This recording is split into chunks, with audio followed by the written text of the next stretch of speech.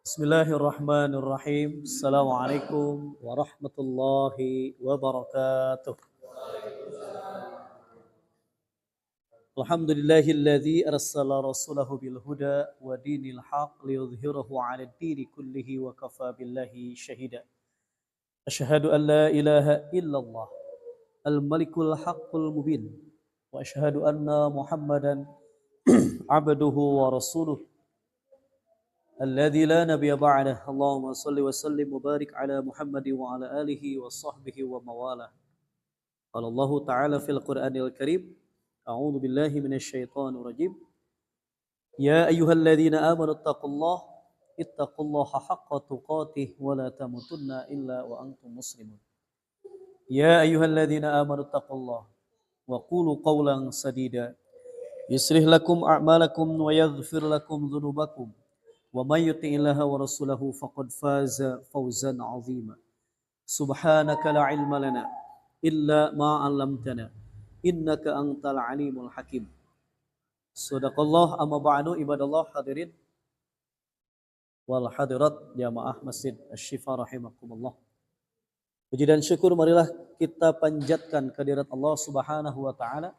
Salawat dan salam semoga tetap tercurah limpah kepada junjungan alam yakni habibina wa nabiyina Muhammad sallallahu alaihi wasallam dan juga kepada keluarga-keluarganya, kerabat-kerabatnya, sahabat-sahabatnya hingga kita semua selaku umatnya yang tetap setia mengikuti jejak langkahnya hingga kita berharap semoga termasuk umatnya yang akan mendapatkan syafaatnya. Amin ya Allah ya rabbal alamin. Hadirin ikhwan fiddin rahimakumullah. Tak terasa kita telah memasuki bulan Dzulqa'dah. Bulan di mana persiapan orang-orang yang akan melaksanakan ibadah haji. Bahkan bulan Dzulqa'dah ini bulan termasuk bulan haram, bulan yang dimuliakan.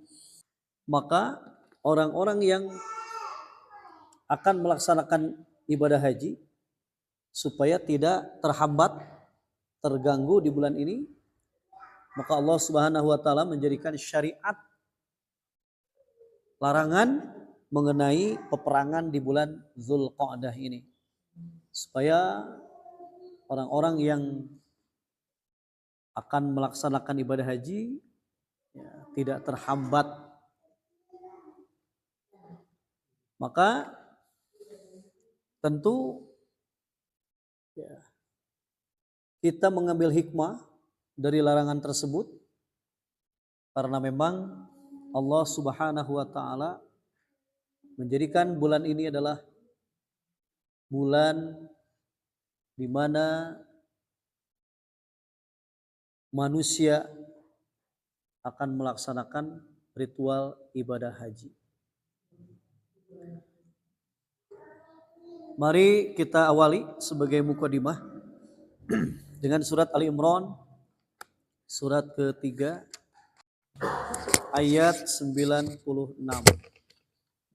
A'udzu billahi minasy syaithanir rajim. A'udzu billahi minasy syaithanir rajim.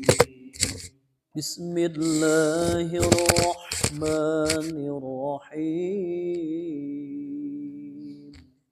Bismillahirrahmanirrahim.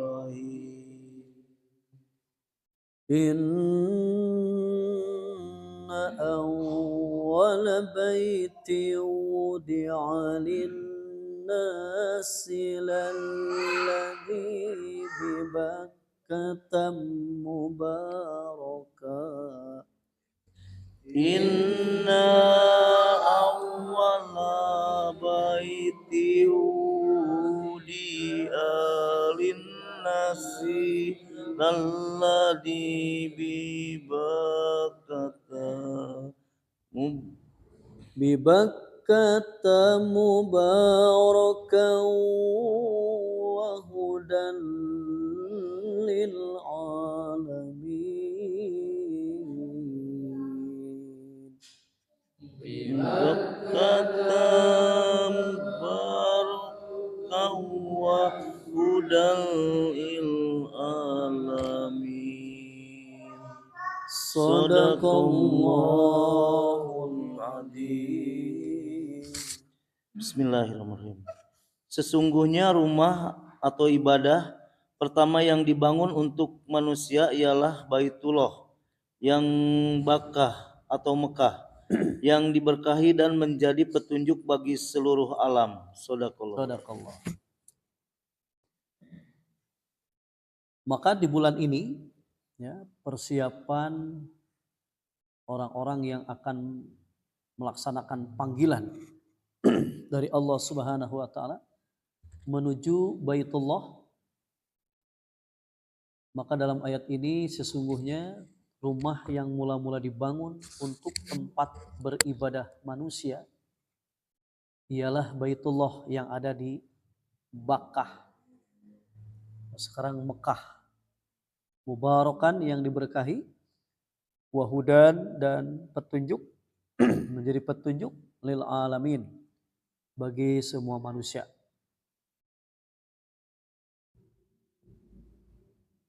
Ahli kitab mengatakan bahwa rumah ibadah yang pertama dibangun itu berada di Baitul Maqdis. Ini ahli kitab mengatakan bahwa rumah ibadah yang pertama dibangun berada di Baitul Maqdis, yaitu Masjidil Aqsa. Oleh karena itu Allah membantahnya. Karena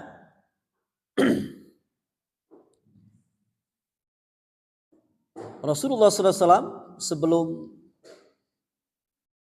perintah sholat menghadap kiblat itu, Rasul menghadap kiblatnya ke Baitul Maqdis.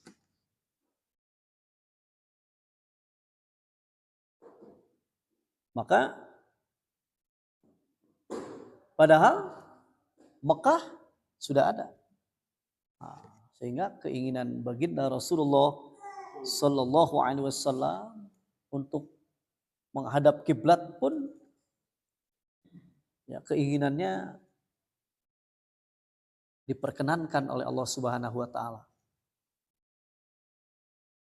Sehingga turunlah ayat mengenai perintah ketika sholat menghadap Baitul Maqdis, kemudian menghadap ke Ka'bah. Sehingga di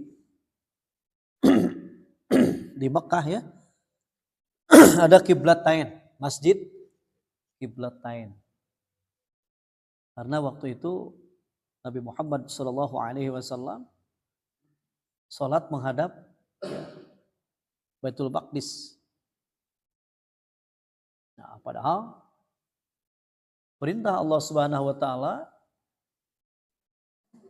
Mekah itu rumah ibadah yang pertama dibangun untuk manusia adalah Baitullah yang ada di Mekah. Walaupun pada waktu itu Kangjeng Nabi Muhammad SAW sholat menuju berkiblat ke Baitul Maqdis. Setelah keinginan Nabi Muhammad SAW dikabul, diperkenankan oleh Allah Subhanahu wa taala, turunlah ayat perintah untuk menghadap Ka'bah. Menghadap Ka'bah. Sebagaimana Allah firmankan, kita buka dalam surat Al-Baqarah ayat 144.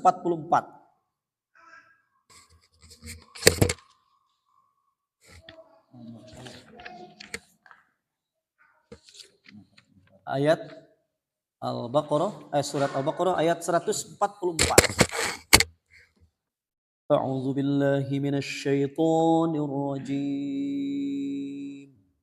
أعوذ بالله من الشيطان الرجيم بسم الله الرحمن الرحيم. بسم الله الرحمن الرحيم قد نرى تقلب وجهك في السماء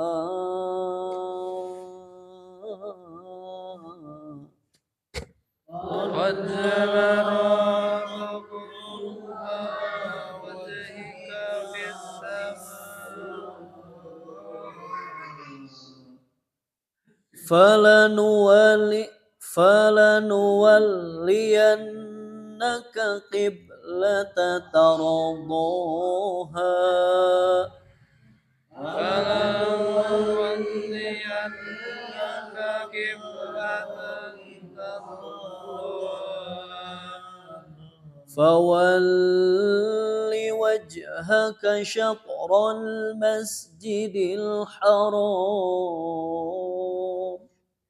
فولي وجهك شطر المسجد الحرام وحيث ما كنتم فولوا وجوهكم شطره وحيث ما كنتم فولوا وجوهكم شطره وإن الذين أوتوا الكتاب ليعلمون أنه الحق من ربهم وإن الذين أوتوا الكتاب ليعلمون أنه الحق من ربهم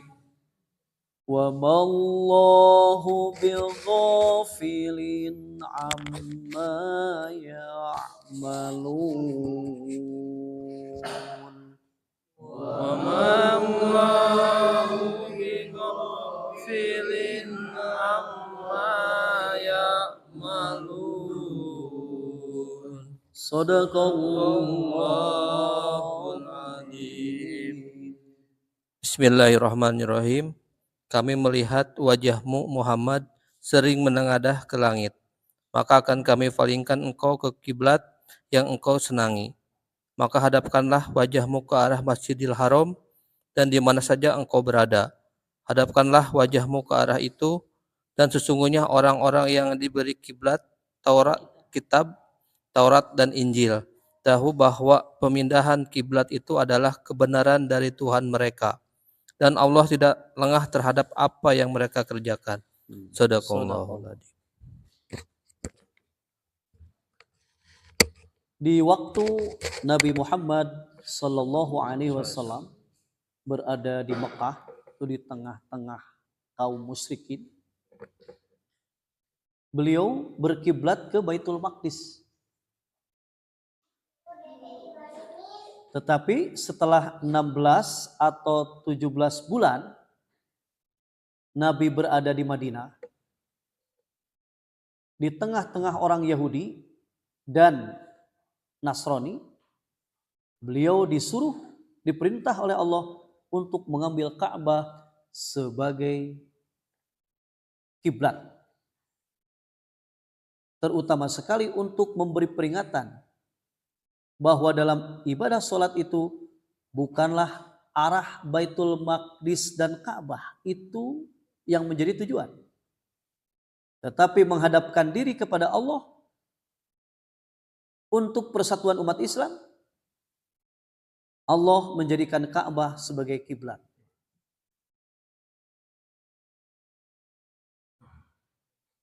Nah, kemudian Nabi Muhammad SAW disebutkan dalam ayat ini, qad naro taqalluba wajhika fis sama'i. Sungguh kami sering melihat mukamu menengadah ke langit. Maksudnya ialah Nabi Muhammad sallallahu alaihi wasallam sering melihat ke langit berdoa dan menunggu-nunggu turunnya wahyu yang memerintahkan beliau menghadap ke Baitullah.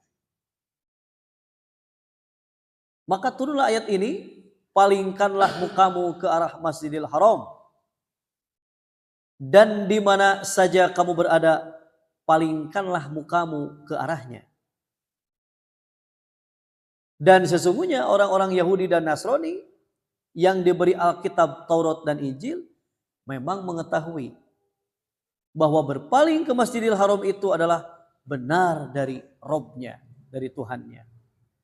Dan Allah sekali-kali tidak lengah dari apa yang mereka kerjakan.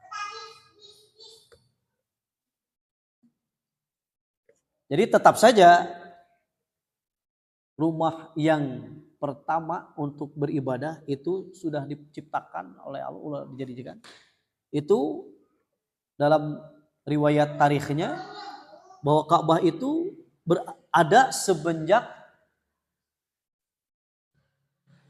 Nabi Adam, bahkan dibangunnya oleh para malaikat sebelum manusia pun malaikat telah bertawaf.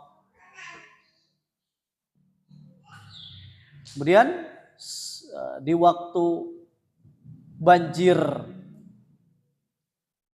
zaman Nabi Nuh, ya itu hancur Ka'bah ini, kemudian dibangun kembali oleh Nabi Ibrahim alaihissalam dengan Nabi Ismail. Nanti Adam, Idris, Nuh, Hud, Saleh, Ibrahim, generasi ke-6. Ya, generasi Nabi ke-6 itu dibangun oleh Nabi Ibrahim dan Ismail. Dan sampai saat ini ya terpelihara bahkan hingga hari kiamat nanti. Kiblat umat Islam ini. Insyaallah kita lanjutkan setelah sholat Isya. Insyaallah. Ya, alhamdulillah selanjutnya setelah Allah Subhanahu wa taala memalingkan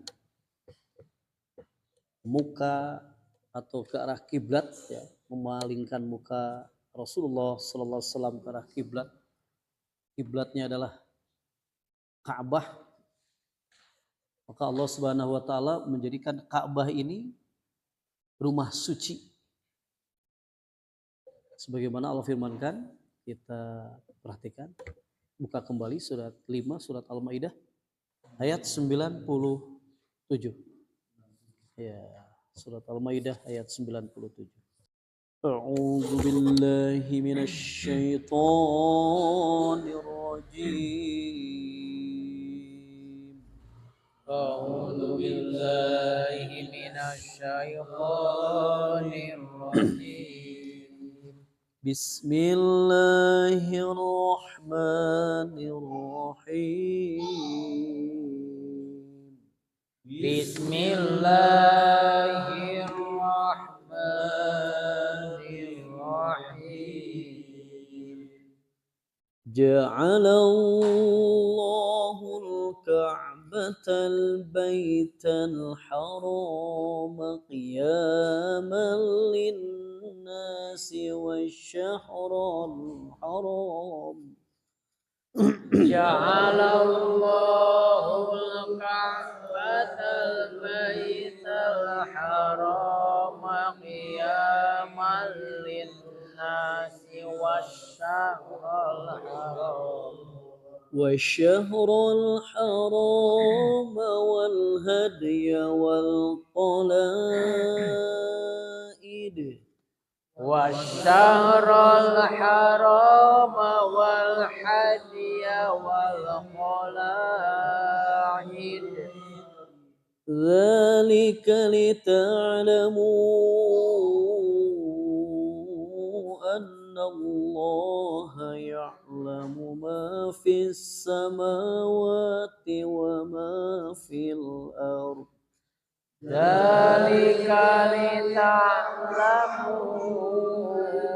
anna Allah ya'lamu ma fis samawati wa ma fil ardh وما في الأرض وأن الله بكل شيء عليم وما في الأرض وأن الله بكل شيء عليم صدق الله العظيم. Bismillahirrahmanirrahim. Allah telah menjadikan Ka'bah rumah suci tempat manusia berkumpul. Demikian pula bulan haram, hadyu dan qalaid. Yang demikian itu agar kamu mengetahui bahwa Allah mengetahui apa yang ada di langit dan apa yang di bumi, dan bahwa Allah Maha mengetahui segala sesuatu. Sadaqallah. Sadaqallah. Ja'alallahu al-Ka'bah baitul haram. Allah telah menjadikan Ka'bah rumah suci, baitul haram.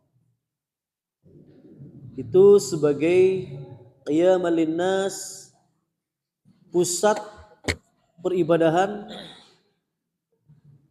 dan urusan dunia bagi manusia. Qiyaman di sini peribadahan dan urusan dunia. Maksudnya Ka'bah dan sekitarnya menjadi tempat yang aman bagi manusia untuk mengerjakan urusan-urusan yang berhubungan dengan duniawi dan ukhrawi, dan pusat bagi amalan haji. Dengan adanya Ka'bah itu kehidupan manusia menjadi kokoh. Ini ya terbukti Quran, terbukti sampai detik ini, bahkan sampai hari kiamat.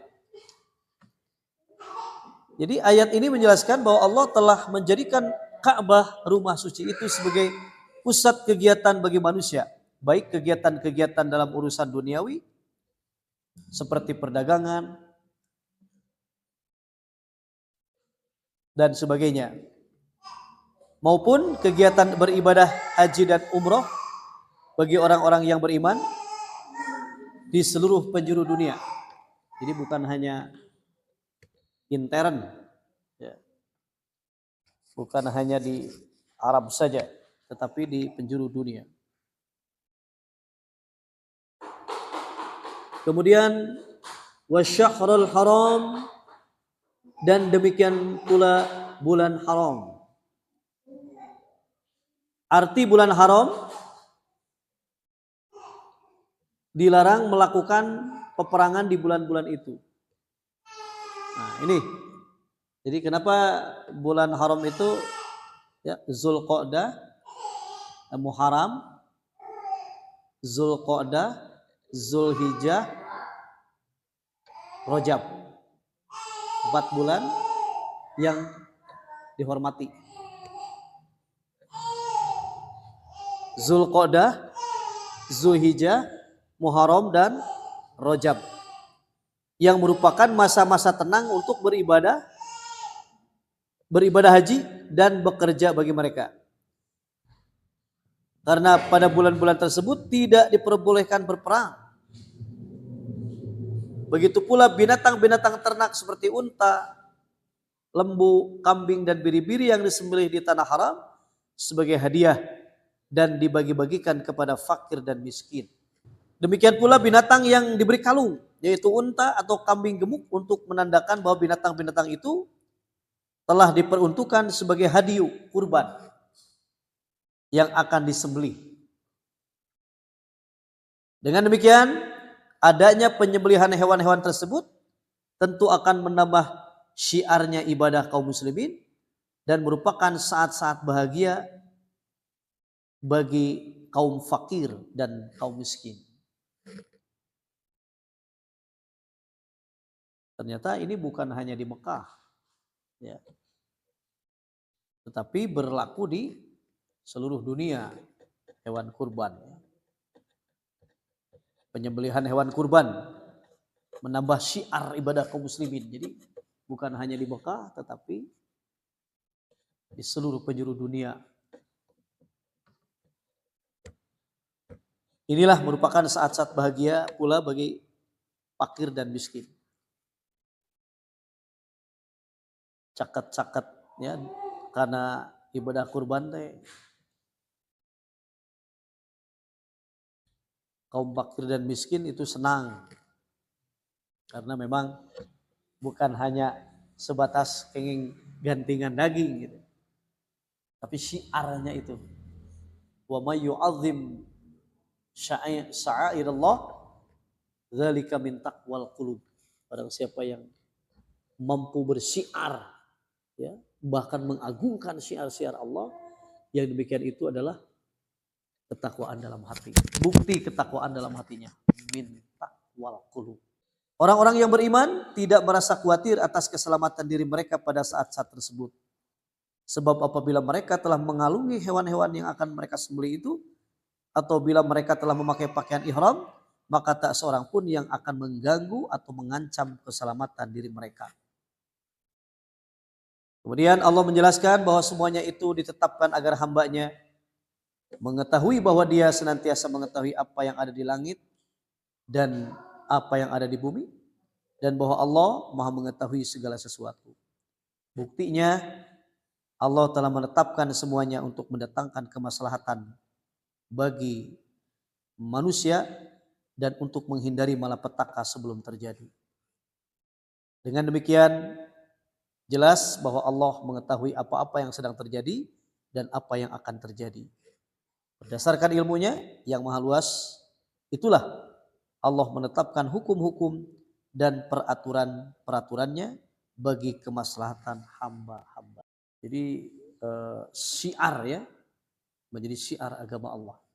Jadi Allah menciptakan Ka'bah, kemudian Allah menjadikan pusat peribadahan, Allah menjadikan sebagai petunjuk bagi seluruh alam, sekaligus untuk menjadikan syiar agama Allah. Ya, syiar. Sebagaimana Allah firmankan dalam surat 22, surat Al-Hajj, surat 22, 32. Surat 22 ayat 32. 22, 32. A'udzu billahi minasy syaithanir rajim. A'udzu billahi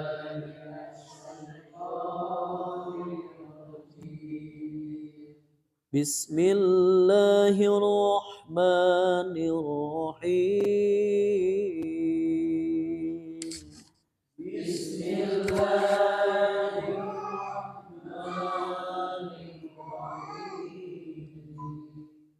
Dzalika wa may yu'azzim sya'airallahi fa innaha min taqwal qulub.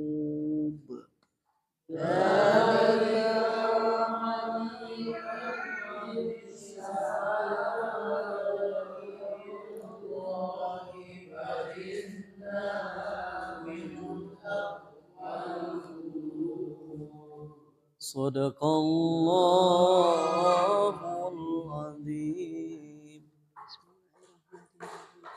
Demikianlah perintah Allah, dan barang siapa mengagungkan syiar-syiar Allah, maka sesungguhnya hal itu timbul dari ketakwaan hati. Ya.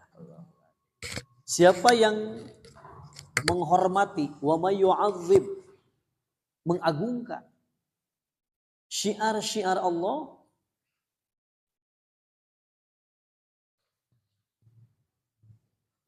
jadi menghormati syiar-syiar Allah itu mengagungkan syiar Allah. Di antaranya adalah ketika memilih binatang kurban yang baik, gemuk dan besar. Memang hari ideal namanya mencit sapi teh nu saton. Tapi dah geringan kemampuan anak orang ya, memilih binatang kurban yang baik, gemuk dan besar, maka sesungguhnya yang demikian adalah perbuatan orang-orang yang benar-benar bertakwa kepada Allah. min taqwal qulub fa innaha min taqwal qulub. Jadi sesungguhnya yang demikian itu adalah perbuatan orang-orang yang benar-benar bertakwa kepada Allah dan perbuatan yang berasal dari hati sanubari orang-orang yang mengikhlaskan ketaatannya hanya kepada Allah. Jadi membuktikannya syiar Allah teh.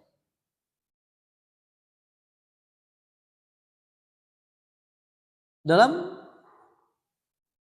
salah satu hadis diterangkan binatang yang biasa disembelih oleh para sahabat an Abi Umamah ibni Syahlin.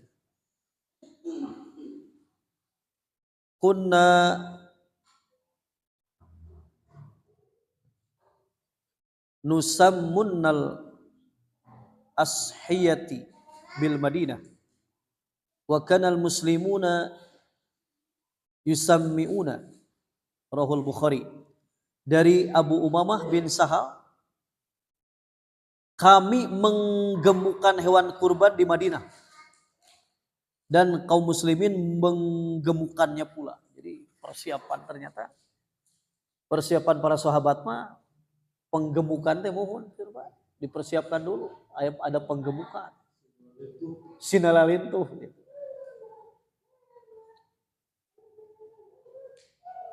Kan upamiku ahli peternakan itu pakannya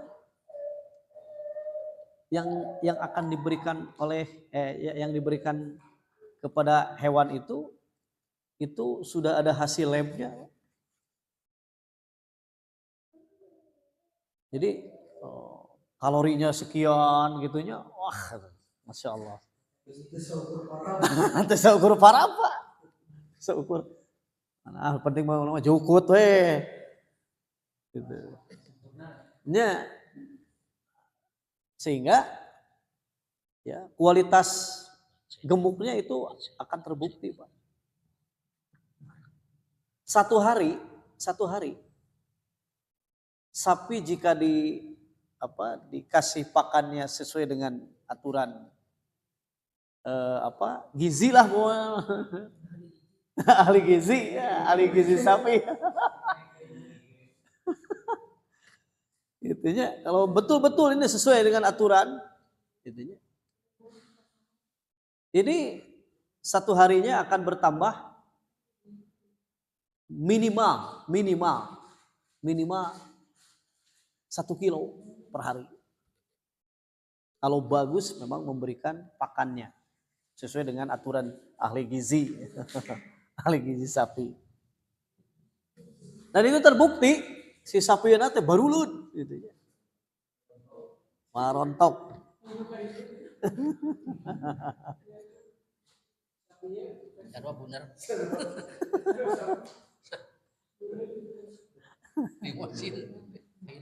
Dan sekaligus ya hewan kurban yang akan dipilih itu memang para sahabat mengatakan dari Al-Barra bin Azib yang berkata telah bersabda Rasulullah Sallallahu Alaihi Wasallam 4 macam yang tidak boleh ada pada binatang kurban.